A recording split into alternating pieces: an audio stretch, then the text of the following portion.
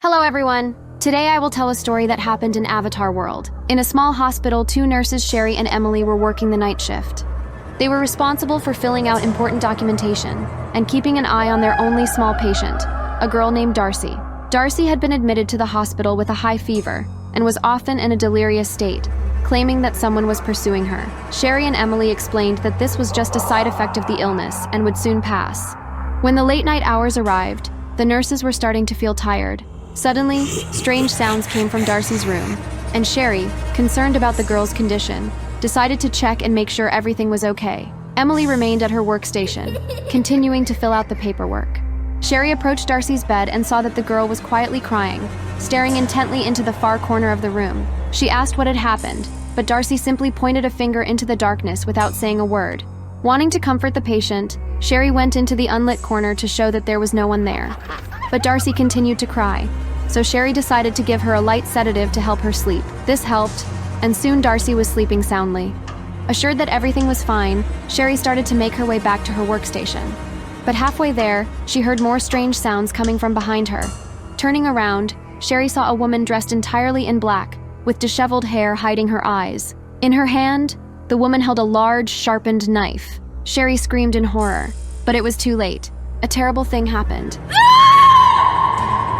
Sherry's frightened cries woke up Darcy, and the girl continued to cry. Hearing the screams, Emily rushed to Darcy's room, hoping to find out what had happened. But Darcy was hysterical and couldn't say anything. Emily searched all the hospital premises, but Sherry was nowhere to be found. She had disappeared without a trace. Worried, Emily immediately called the police, but the dispatcher said that only one police officer was available at the moment, who would arrive as soon as possible. Bob, the police officer who had been on duty all day, came home late in the evening and was about to go to bed, but suddenly the phone rang. Bob reluctantly answered and heard the disturbing news. Something strange was happening at the local hospital, and as the only available police officer at the moment, he had to go there immediately and figure out the situation. Although Bob was very tired and least of all wanted to go somewhere at night, he understood that his duty was to serve and protect. So without hesitation, he went to the hospital. Arriving at the scene, he met a concerned girl named Emily, who told him that her friend Darcy had disappeared without a trace. Bob listened to her attentively and decided to thoroughly inspect the crime scene. During the inspection, Bob found a large kitchen knife lying on the floor. As he bent down to pick it up, he felt like someone was watching him. An unpleasant, piercing laughter came from the darkness. Bob was frightened, but taking the knife, he resolutely headed towards the sound. Coming closer, he saw a strange shadow that, having stopped laughing, now looked at him with a sinister smile. The policeman backed away, but the shadow suddenly rushed at him. Bob screamed loudly, and after that, no one saw him again. Hearing Bob's cries, Emily got scared immediately and wanted to run away, but she remembered about Darcy and ran to her room. There she saw Darcy, but next to her stood her missing friend, looking very strange. Her skin and eyes had changed, and an ominous smile was frozen on her face. Behind her stood a woman in black, also watching the events. Emily, grabbing Darcy, rushed to the back exit and managed to escape with the girl, feeling that they were being pursued.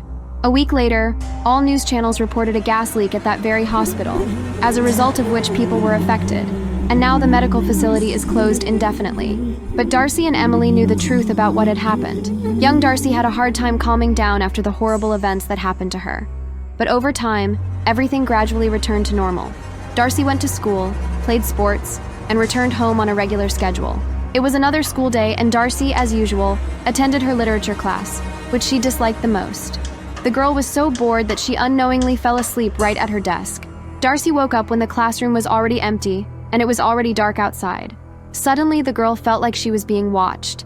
Turning around, Darcy met the gaze of her worst nightmare, from which she had almost recovered. Heartrending screams were heard, but the guard sleeping at his post heard nothing. The next morning, Darcy's disappearance was reported. Almost the entire city joined the search for her. A group of people combed the forests, the streets of Avatar World, and abandoned houses, but not a single trace of the girl was found. When Emily found out about this, she immediately realized that Darcy had suffered the same fate as her friend Sherry. She had become a monster, or, like the policeman Bob, had simply disappeared without a trace. Emily felt that now the danger was threatening her as well, so she urgently moved, changed her appearance, and severed all ties with friends and family. On the first night, Emily had a nightmare in which the monster, laughing, made it clear to her that he knew where she was, and she had only to wait. The girl woke up drenched in cold sweat and burst into tears, not knowing what to do. Was it just a bad dream, or had her past still found her? Deciding that she would feel safer among a large number of people, Emily went to a sanatorium. She spent the whole day in the pool and at the bar, but at night she was afraid to be alone. Emily's night fears turned out to be not in vain. In her sleep, her friend Sherry appeared to her in the guise of a monster. She was angry with Emily, accusing her of not saving her.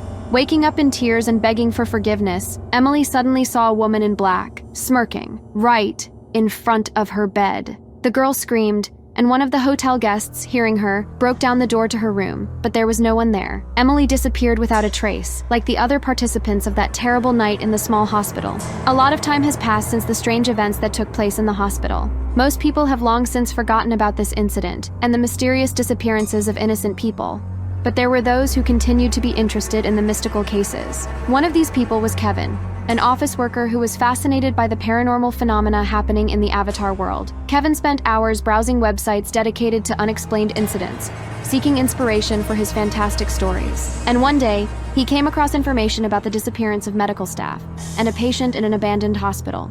Kevin was intrigued by this mysterious case and decided to personally investigate the situation. Early in the morning, he set out for the station from which, according to his information, he could reach the hospital. Along the way, he was met by an elderly woman who strongly advised Kevin not to visit this cursed place. But curiosity prevailed, and the young man, after waiting for nightfall, headed towards the abandoned building. After examining the workplace of the missing people, Kevin found nothing unusual.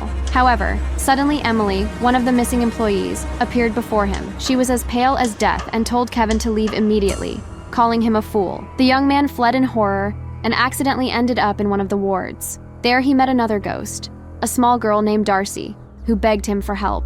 Kevin was terrified, but asked her how he could help. The girl continued to cry and said she needed to get out of the hospital. The guy said he didn't know how to get her out. Darcy stopped crying, but now she was angry and looked at Kevin as if he were her victim. Kevin felt the threat and ran out of the hospital as quickly as possible, finding the black exit on the first try. The next day, returning to work, Kevin kept the incident a secret. After all, his friends and colleagues might think he had simply gone mad. As the workday was coming to an end, the lights in the building suddenly went out. Initially, Kevin was not afraid, as power outages were common in the building. But in a moment, he noticed that all the employees had disappeared, and Kevin felt a chilling cold. A third ghost appeared before him, but he was not crying or pleading for help, but laughing loudly. Now Kevin was screaming and begging for help, but there was no one around. A few minutes later, the lights in the entire building returned, and Kevin disappeared forever and was never seen again. He became the ultimate victim of the ghost and a new prisoner of the abandoned hospital.